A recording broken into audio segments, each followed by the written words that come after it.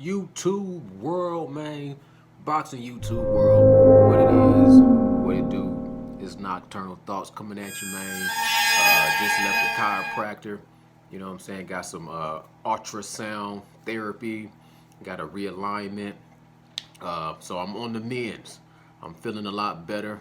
I got a lot more mobility. You know what I'm saying? A lot more movement. You dig? I had a disc. I had a disc that had a bulge. You know what I'm saying? So, that's painful. If anybody has ever dealt with an injury or pain, literally a pain in the neck, you know what I'm saying? Where it's hard to do everything. I mean, everything. You dig what I'm saying? But when you start feeling better, you right back into what you was in. Beast mode. Back into beast mode as soon as possible. I'm still on the mends. I'm not 100%, but you know what I'm saying. It's a progression. It's a progression, and I'm slowly progressing. It's a progression, and I am slowly progressing. So, shouts out, you know what I'm saying, to everybody out there in boxing YouTube world that lives in reality, and they know the brutality of the sport. They're not just taking this, and they're not treating these boxers like they just horses, or treating these boxers like they in a dog fight, and they're not worried about their well-being. They're not worried about the health of the boxer. Because I'm gonna tell you like this: no matter how much money you make, your health is your wealth, and it don't do you no good to make all that money if you can't enjoy it. Your health is your wealth. So I'm on the men's, and I appreciate anybody that, you know what I'm saying, like a red glove militant. I appreciate the well wishes and the get well soons, man. You know what I'm saying? Basically, no pun intended, but it's like keep your head up, you know what I'm saying? So back to boxing, man. Adrian Broner, you know, inactive for 2 years, uh, not victorious for 4 years, comes back, gets a unanimous decision from Giovanni Santiago. You know what I'm saying? Like they said, the post conference was more entertaining than the actual 12-round fight. The question is, where do we go from here with Adrian Broner? Where does Adrian Broner go moving forward from this performance? Because Adrian Broner made it clear that he has to stay active. He has to be in the ring. He needs fight dates set up. You know what I'm saying? It's like when you go to a job and you do a job interview, they usually ask you two questions. What type of worker are you? Can we give you all of your tasks at one time, and you can multitask and stay busy?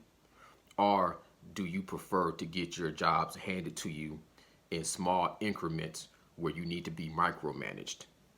You know what I'm saying? Adrian Broner needs to be micromanaged, or else he's not going to be able to get the job done.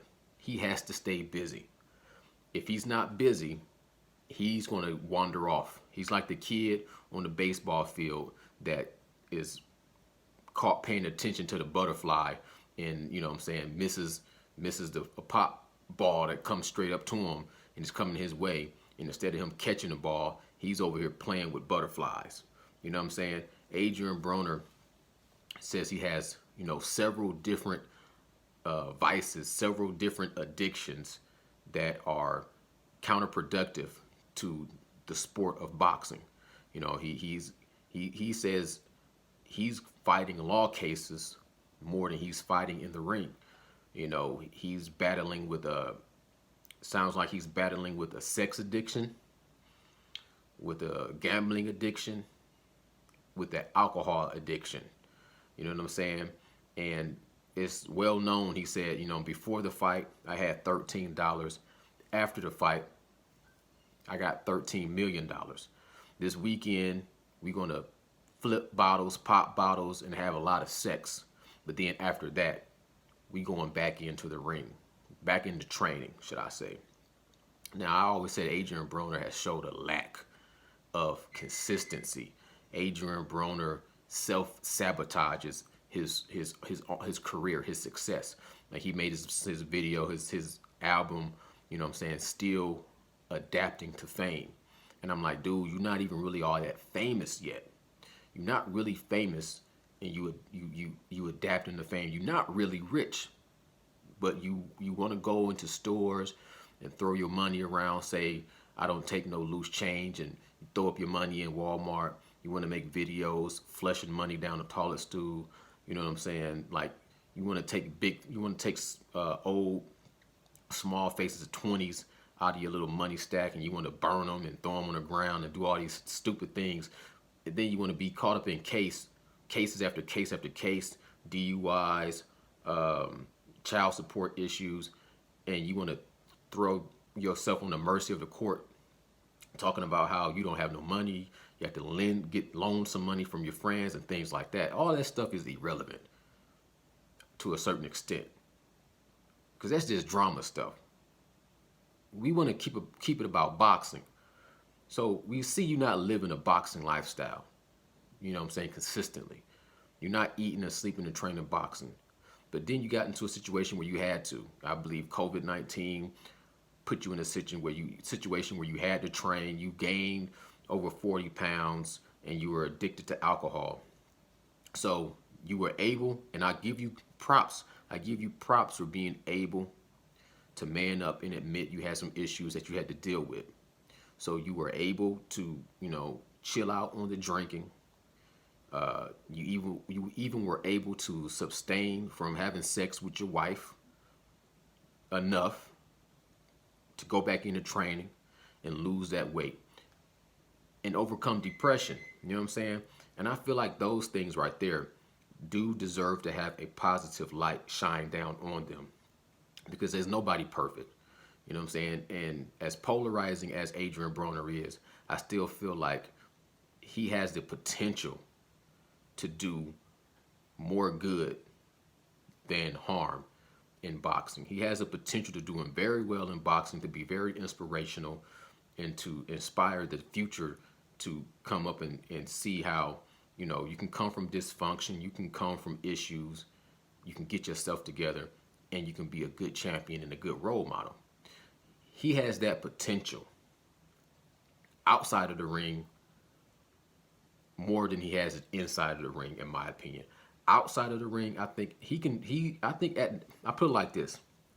As far as inside of the ring, I really don't see him being able to fight anybody on a higher level of skill that he just fought.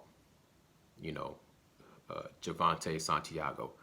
I think fighters of that caliber is where Adrian Broner is going to be able to, escape by the skin of his teeth with decisions.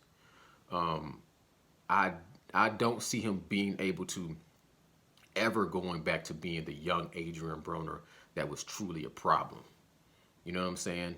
Like, from this point on, if he steps up in competition and somebody brings more pressure to Adrian Broner is going to fold under pressure. If he fights Marios Barrios, if he fights Jose Ramirez, if he fights Josh Taylor, if he fights a Regis Prograis, the Rougarou, if he fights any of those guys, that's going to bring more to the table, a lot more pressure, a lot more experience, then I believe Adrian Broner just can't match up to those guys. When he fought against Santiago, the first half of the fight, he was in a shell. He refused to come out of the shell until around the 6th round. After the 6th round, he started to open up a little bit. I almost can count on one hand how many times I saw him even throw a 3-punch combination. He stuck to a 1 and a 1-2. He had a smart jab, but he didn't use his jab consistently. You know what I'm saying? He was more or less trying to counterpunch and catch you coming in with a few short hooks. He was landing the bigger power shots. Santiago is pillow fisted. Santiago was working his way to the body, and in a lot of eyes, he did enough to win. The fight could have went either way, in my opinion, but I saw it going in the direction of Adrian Broner. Adrian Broner, his punches were a little bit more captivating, and Santiago, lack of experience. There was many moments I felt like he could have took over the fight or established dominance and established ring generalship, but he just didn't have the experience and the pressure to do that against Adrian Broner. So he came up short, in my opinion, you know, by a very, very, very thin margin. It wasn't a wide gap. It wasn't like he was outclassed by Adrian Broner. And when you look at that fight on paper, you know what I'm saying, Santiago should have been written off. But he actually, you know, fought a decent fight. And I would just like to see Adrian Broner be able to put together a decent combination and cause somebody some punishment. After the fight, he said, one of the first things he said that really, really resonated with me is he said, you know, one punch can kill you. One punch. Adrian Broner, to me, he fought with his mind frame thinking that all it would take is for one fight, one punch could kill me. He fought like that. He fought like he wasn't comfortable fighting and taking a punch for probably about the first 6 rounds. He just stayed shelled up. And then he stuck to the usual script with Adrian Broner just throwing out a few jabs, pop, pop, pop. And Adrian Broner, he makes a noise every time he throws a punch. He makes this ah, ah, ah, ah, ah. You can almost hear when he's trying to be powerful, when he's trying to be fast. I mean, he has so many holes in his game. He has telltales that when you box him with him. I remember watching a video with Adrian Broner and Gervonta Tank Davis was sparring and training together. They was both working on the heavy bag. And when Gervonta Tank Davis was hitting the heavy bag, it was like, ha, ha, ha, ha, ha, ha, ha, ha, ha, ha. And then you would see Adrian Broner over there just, ha, ha, ha, ha. And then, right here.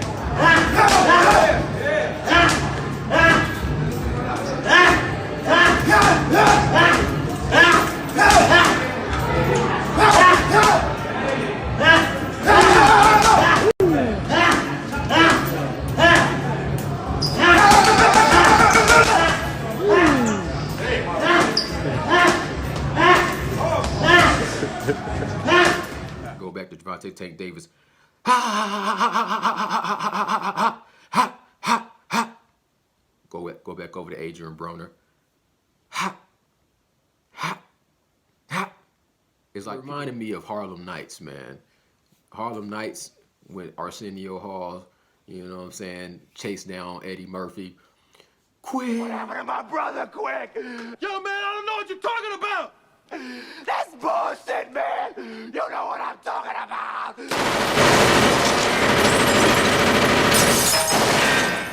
You broke my nose, man!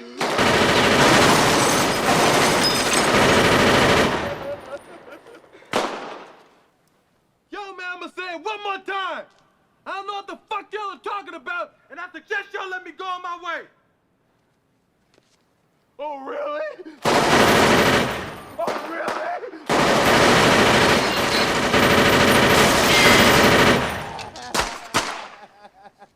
I suggest you kiss my ass, Quick. Only way you going home is shot, motherfucker. What the hell you think you do with that little shit?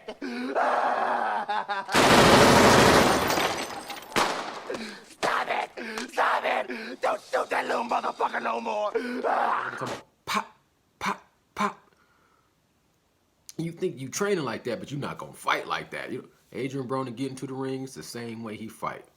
Pop, pop, pop, pop, pop. And it's like you can't fight like that for a 12-round fight against a caliber opponent of Regis Prograis or Josh Taylor or Jose Ramirez or Marios Barrios.